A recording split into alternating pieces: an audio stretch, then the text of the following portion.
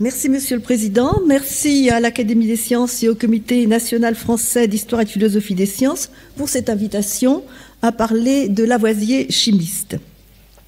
S'il n'est pas possible ici de retracer l'ensemble de l'œuvre protéiforme de Lavoisier, je voudrais articuler mon propos sur les apports clés du savant à l'émergence de la nouvelle théorie chimique qui, comme il le précisait lui-même probablement en 1792, n'est pas, et je cite, « la théorie des chimistes français, elle est mienne, et c'est une propriété que je réclame auprès de mes contemporains et de la postérité ». Mon propos comportera trois parties. Tout d'abord, le cadre dans lequel la nouvelle nomenclature va s'inscrire. Ensuite, une rétrospective des apports novateurs de Lavoisier, de l'identification de l'oxygène comme constituant de l'air, jusqu'à la grande expérience d'analyse et de synthèse de l'eau. Je reviendrai ensuite sur la méthode de nomenclature, la création des annales de chimie et le traité élémentaire avant de conclure. La classification de Linné, binaire, simple et pratique pour le mode végétal et animal, propose de désigner un être par un substantif désignant le genre de cet être, suivi d'un adjectif indiquant l'espèce dans le genre. Guidon de Morveau, dont on a déjà parlé, avocat et chimiste dijonnais, est séduit par la méthode de classification linnéenne appliquée à la chimie des sels par son concitoyen Bergman. Il la généralise dans son mémoire de 1782. Chaque corps doit avoir son nom propre, en conformité avec sa nature propre, ce langage qui doit être suffisamment fécond pour s'appliquer aux substances à venir. Si Linné a choisi le latin, le grec peut aussi être utilisé. Mais en 1786, les idées de Guiton évoluent. Il intègre le groupe de savants se réunissant à l'Arsenal autour de Lavoisier, qui va rapidement produire ce que nous connaissons comme une révolution du langage de la chimie. Que s'est-il donc passé ?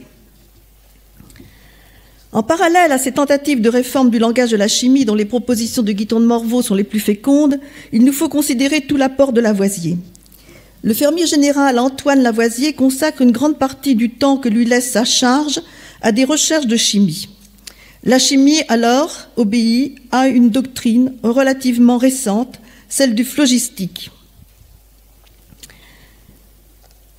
Cette doctrine apporte une première unification typologique en chimie. Elle réunit en effet les réactions de combustion et les réactions de calcination des métaux, ce qu'on appelle aujourd'hui oxydation, dans une même interprétation. Donc vous avez là un petit peu un résumé de ce que peut être la doctrine du phlogistique dont on vous a parlé au début de cette séance. Donc la métal chauffée se transforme en chaux, c'est-à-dire en oxyde, en libérant du phlogistique. Ces deux types de réactions, donc combustion et calcination, libèrent donc le phlogistique. C'est ça qu'il faut rappeler. J'insiste un peu là-dessus parce que nous avons des jeunes ici qui ne sont pas au fait des travaux de Lavoisier. Et donc, il y a quelques mots peut-être un petit peu difficiles, dont le mot phlogistique, gaz inflammable qui est l'hydrogène, l'air vital ou gaz vital qui est l'oxygène. Mais à part ça, je crois que tout le reste va être compréhensible. Donc, nous avons, à côté de cette doctrine du phlogistique, et en fait, il y en a plusieurs définitions du phlogistique, mais je ne détaillerai pas cet aspect, eh bien, il y a à côté de cela des nouvelles substances, que sont l'air fixe, c'est-à-dire le gaz carbonique de Black, l'air inflammable, c'est-à-dire l'hydrogène de Cavendish, et l'air nitreux, le monoxyde d'azote de Joseph de Priestley. Sont-ils des corps distincts ou des modifications de l'air atmosphérique, selon la présence plus ou moins importante de phlogistique mise en œuvre? Lavoisier se pose toutes ces questions et il va recommencer toutes les expériences connues. Il observe alors que l'action du feu n'allège pas le métal. Pire, la chaux produite a un poids supérieur au métal d'origine. Il n'y a donc pas séparation, mais addition. Lavoisier met alors un protocole expérimental en place qui caractérisera toute son approche chimique. Si dans la nature, rien ne se perd ni rien ne se crée, tout se transforme, comme le bon sens le dit, on trouvera pratiquement cette phrase dans le traité élémentaire au chapitre sur la fermentation vineuse, aux environs de la page 144. Il doit retrouver après la réaction le même poids de matière qu'il avait introduit avant la réaction. Il s'agit donc de faire un bilan comptable, en fait de crédit et de débit.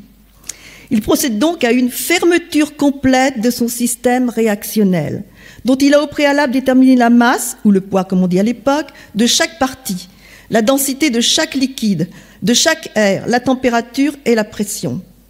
En 1772, il annonce qu'en brûlant le soufre et le phosphore, ceux-ci augmentent de poids en fixant quelque chose provenant de l'air. De même, le plomb, l'étain, le fer augmentent-ils de poids en proportion d'une quantité d'air consommée. Dans son premier ouvrage, paru en 1773, en décembre 1773, Les opuscules physiques et chimiques, il affirme qu'un fluide dans l'air intervient dans l'opération de combustion et de calcination, mais il ne va pas plus loin. En novembre 1774, Lord Shelburne, futur Premier ministre britannique, accompagné de son secrétaire et chimiste Joseph Priestley, dîne chez Lavoisier. Priestley annonce alors sa découverte d'un nouvel air le 1er août dernier, obtenu par simple chauffage du précipité percé, autrement dit ce que nous appelons l'oxyde rouge de mercure. Ce précipité percé ou chaud de mercure s'est transformé en mercure en absorbant le phlogistique de l'air. Priestley nomme air déphlogistiqué l'air qui reste, donc sous sa cloche. Reprenons cette expérience un petit peu plus tard. Lavoisier obtient les mêmes résultats, à savoir du mercure et un air nouveau, qu'il nomme air vital au vu de ses propriétés propres à la vie. Je peux signaler que cette expérience était faite dans les années 1980 en seconde au premier TP de chimie. On chauffait de l'oxyde rouge de mercure dans un tube à essai. Une flamme était ravivée par l'oxygène qui se dégageait et on avait un bel anneau de mercure. Fin de l'incidence. Au printemps 1775, Lavoisier annonce que l'air de l'atmosphère est composé de deux gaz. L'un qui entretient la vie, qu'il appelle l'air vital, le futur oxygène, identifié au fluide soupçonné 2 ans plus tôt. L'autre, qui est impropre à la vie, est appelé moffette, c'est le futur azote. En 1777, après plusieurs années d'expérience systématique, il est en mesure d'exposer une théorie de la combustion. Toute combustion nécessite la présence de l'air vital. Son action sur le soufre et le phosphore conduit à des acides. L'air vital contient donc un principe acidifiant qu'il nomme oxygène, qui engendre l'acide, c'est l'étymologie du mot, dont plus tard on fera le mot oxygène. C'est ce principe qui s'associe aux métaux au cours d'une opération qu'il appellera plus tard oxydation pour former des oxydes. Mais la théorie a des faiblesses. L'acide muriatique, l'acide chlorhydrique aujourd'hui, ne contient pas ce principe oxygène. Et la combustion de l'air inflammable, c'est-à-dire notre hydrogène, devrait conduire à un acide. Or, nul n'en détecte. Le 23 juin 1783, en présence de plusieurs collègues, Lavoisier et Laplace brûlent du gaz inflammable dans de l'air vital sous la cloche placée sur mercure. Le résultat est de l'eau pure, et rien que de l'eau.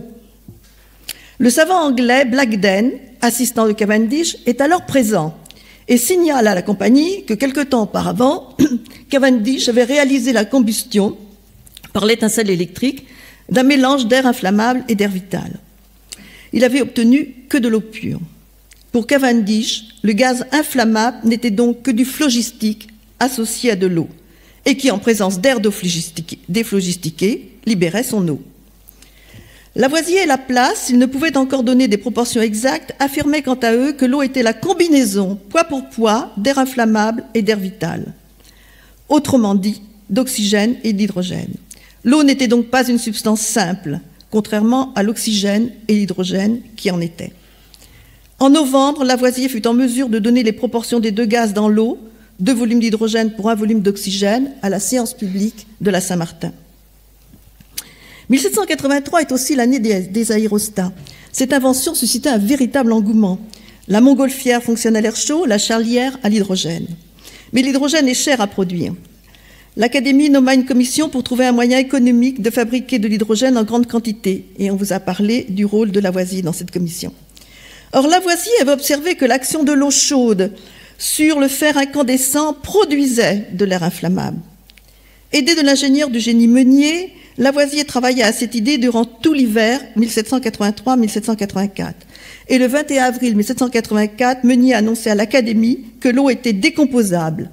2 plis cachetés, récemment retrouvés, avaient été déposés l'un le 20 mars et l'autre le 24 mars nous permettant de connaître aujourd'hui comment peu à peu l'expérience a été améliorée pour finalement donner complète satisfaction un mois après. Les résultats de Lavoisier et de Meunier furent vivement contestés au point que les séances au cours desquelles les chimistes annonçaient leurs résultats étaient particulièrement houleuses. Il devenait nécessaire pour couper court d'établir de façon indubitable les faits énoncés. Une démonstration, en présence de commissaires nommés par l'Académie, devait être réalisée. Il fallait alors montrer que l'eau pouvait se décomposer et se recomposer, et selon des proportions constantes. Cette grande expérience, prévue pour le printemps 1785, reprenait le protocole expérimental de 1783 pour la synthèse et de 1784 pour l'analyse de l'eau. Voici donc les deux montages que vous avez pour ces expériences présentées dans la seule publication qui a eu lieu de cette grande expérience en février 86. Je vais reprendre chacune de ces images maintenant. Les préparatifs commencèrent en décembre et durèrent 3 mois. Pour l'analyse, on utilisa donc un canon de fusil que l'on ne voit pas ici, qui est placé dans un brasier. Le canon de fusil est en fer. Ce canon de fusil fut pesé, il fut recouvert d'argile afin d'être hors de contact de l'air extérieur. Une masse connue de limaille de fer fut introduite dans le canon. Alors pourquoi ça? Parce que ce que l'on attend, bien sûr, c'est une oxydation par l'eau du fer intérieur, la limaille et le fer du tuyau. Le vide fut fait dans les tuyaux qui allaient de l'entonnoir, ici, jusque dans le système, là. Alors l'eau chaude, alors vous avez ici, pour faire le vide, parce qu'il n'y a absolument pas d'air du tout dans le système. Pour faire le vide, vous avez ici une petite pompe à faire le vide. Donc le vide a été fait dans tout le système. L'eau va s'écouler goutte à goutte à partir de cet entonnoir. Vous avez un robinet pour régler en dessous. Va passer dans le canon de fusil que nous ne voyons pas. L'eau va laisser son oxygène, donc sur le fer, et l'hydrogène va passer, accompagné bien sûr d'une certaine quantité d'eau qui n'aura pas été décomposée. Vous avez donc un système réfrigérant qui suit. L'eau qui n'a pas été utilisée se condense et l'hydrogène passe, est recueilli ici sur la cuve à mercure sous une cloche. Bien sûr, vous avez un baromètre qui permet de connaître également la pression, un thermomètre qui permet de connaître la température, de façon à ce que les volumes de gaz soient bien connus. Quant aux températures pression, on connaît leur densité relativement, et on peut donc connaître la masse de dihydrogène produit.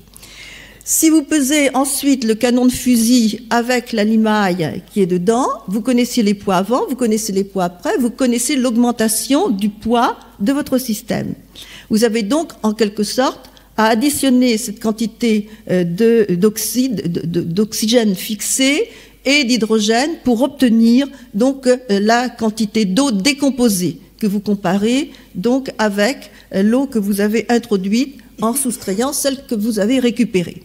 Donc c'est tout simplement une comptabilité, c'est une simple comptabilité. Donc pour la synthèse, ici le système, comme vous voyez, est beaucoup plus compliqué. Donc il comporte des caisses pneumatiques, vous en avez une à droite, une à gauche, l'une pour l'hydrogène, je parle en termes modernes, une pour l'hydrogène, l'autre pour l'oxygène. Un système de contrepoids permet d'introduire petit à petit ces gaz dans un ballon que vous voyez à peine. Il est ici, derrière, là, vous voyez. En fait, voici le dessin de ce ballon représenté par Marianne Lavoisier dans le traité élémentaire.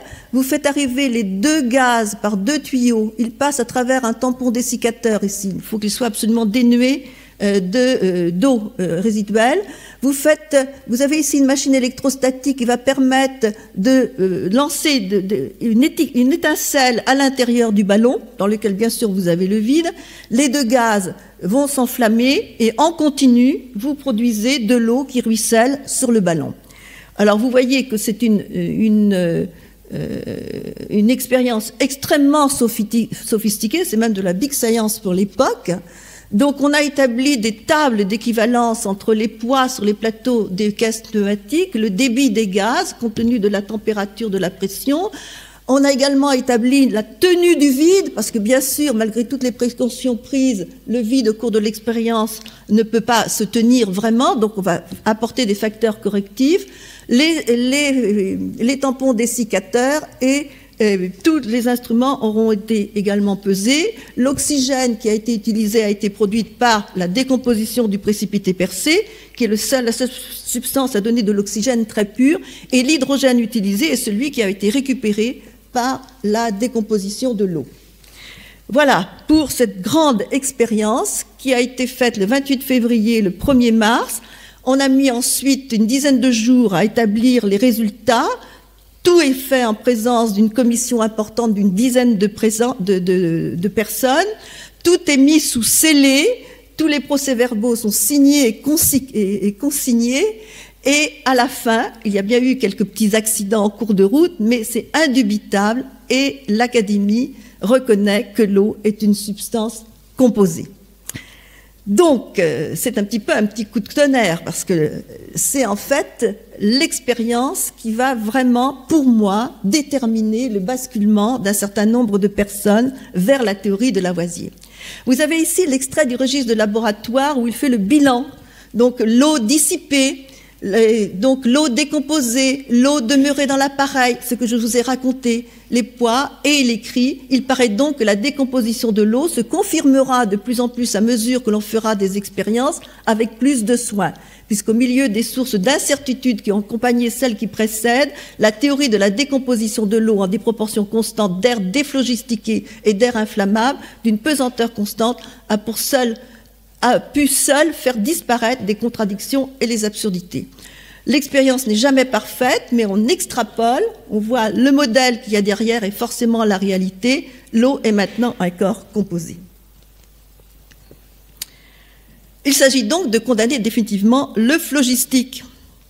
Et c'était fait quelques semaines après, mettons 2 mois après, puisque à la fin du mois de juin 1785, Lavoisier prononce un discours, présente un mémoire à l'Académie, Réflexion sur le phlogistique, qui est un titre un peu abrégé, et il va dedans prendre point par point les propositions dans la doctrine du phlogistique et les démonter grâce à ses propres résultats et sa propre interprétation.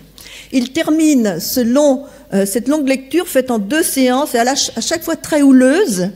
Bien sûr, les chimistes traditionnels ne se laissent pas faire. Donc la chimie ne forme pas encore, à la fin de son discours, à proprement parler, comme les mathématiques, un corps de science. Les faits qui lui ont été fournis de toutes mains se sont accumulés sans ordre. Ce sont des matériaux qu'il faut débrouiller, qu'il faut classer pour en former l'édifice. Je voudrais qu'il me fût permis de m'arrêter ici à faire voir la liaison qui existe entre les idées, les expériences et les mots. La science ne peut se perfectionner sans langage, ni le langage sans la science.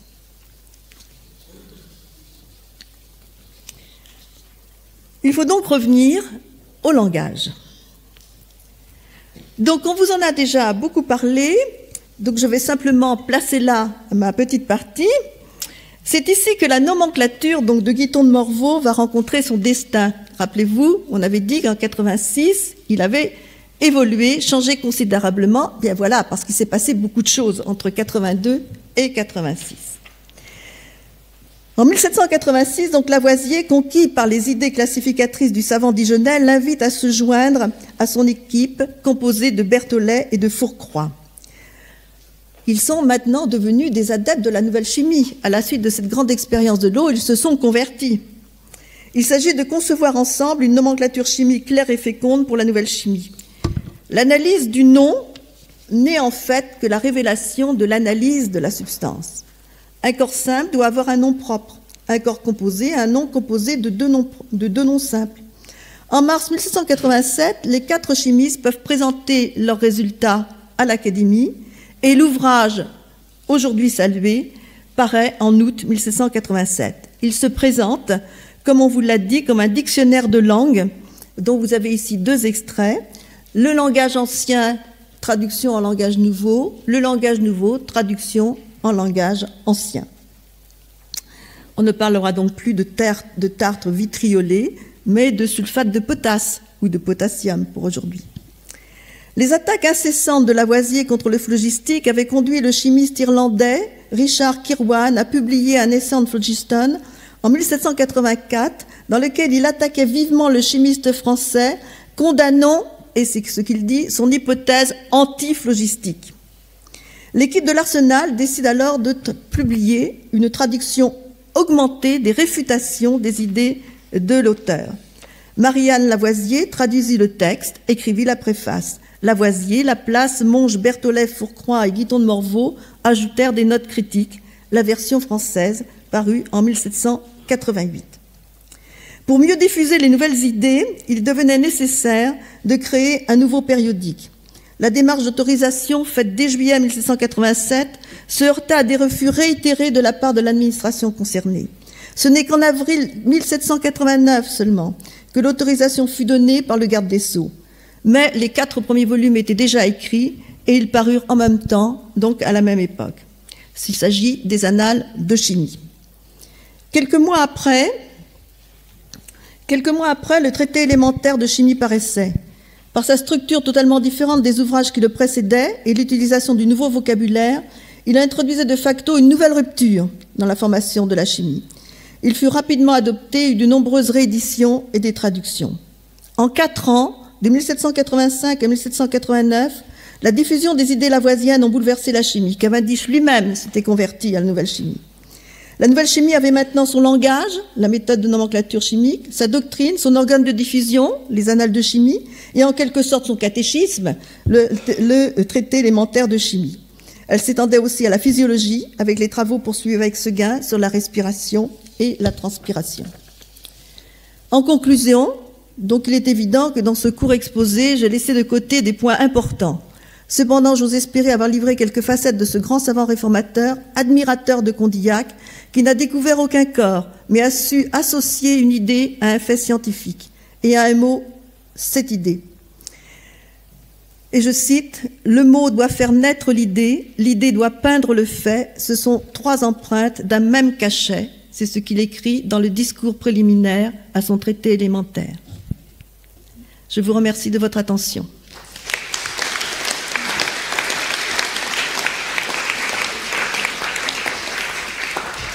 Un grand merci pour cette brillante présentation des travaux essentiels sur le passage du phlogistique à la nomenclature chimique. Y a-t-il des questions, des commentaires? Oui, Jean Salençon. Oui, merci pour cet exposé. J'aurais une question précise concernant donc l'expérience capitale. J'ai bien vu, mais vous savez beaucoup mieux que moi, donc vous pourriez le dire, parce que je n'ai pas bien lu. Quelles étaient les masses en jeu? Parce que la question se pose quand même de la précision des mesures, et donc quelles étaient les masses finalement qui étaient en jeu? Oui, ni trop petites, ni trop grandes, suffisantes pour conclure. Je serai plus précise, l'eau obtenue par synthèse était de 5 onces et demi, ce qui fait à peu près 170 grammes. C'est-à-dire un bon verre. Donc là, à partir de là, je crois qu'on ne pouvait pas nier que l'eau résultait de l'inflammation de l'hydrogène dans l'oxygène. Je vous en prie. D'autres questions? Là-bas. Pardon. Oui, allez-y, je vous en prie. Un micro peut-être. Ou rapprochez-vous d'une table avec un micro noir. Voilà. Vous avez employé l'expression « big science » pour l'époque. Est-ce que les financements étaient aussi de l'époque, c'est-à-dire est-ce que Lavoisier se finançait lui-même ou est-ce qu'il y avait d'autres sources de financement? Alors, je pense que pour beaucoup de choses, il se finançait lui-même. Il n'empêche que dans le cadre de la commission des aérostats, mais ça Patrice Brett pourra le dire, une certaine partie de la recherche de production en grand de l'hydrogène a été financée par l'Académie ou le roi, mais ça c'est Patrice qui pourra mieux le dire.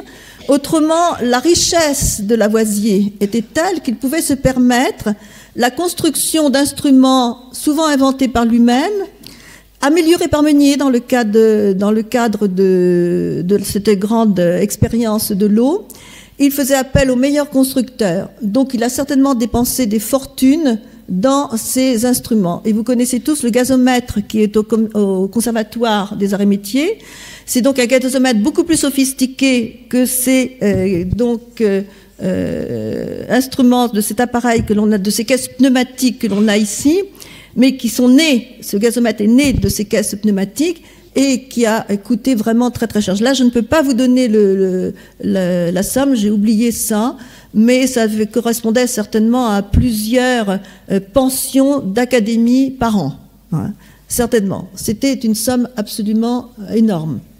Et les thermomètres étaient de très très haute précision. On a parlé des balances. Je ne vous ai pas parlé de balance parce que la balance avait été mise en exergue par Jean-Baptiste Dumas donc au XIXe siècle. La balance était utilisée par tout le monde. C'est un objet commun. La précision de la balance était particulière à Lavoisier. Je pense qu'il y a d'autres choses dans l'instrument de Lavoisier qu'il faudrait pointer du doigt pour montrer son originalité. Ce qu'il a fait avec ces expériences que l'on trouve formidables a été fortement critiqué. Il fallait que ce soit reproductible par d'autres chimistes.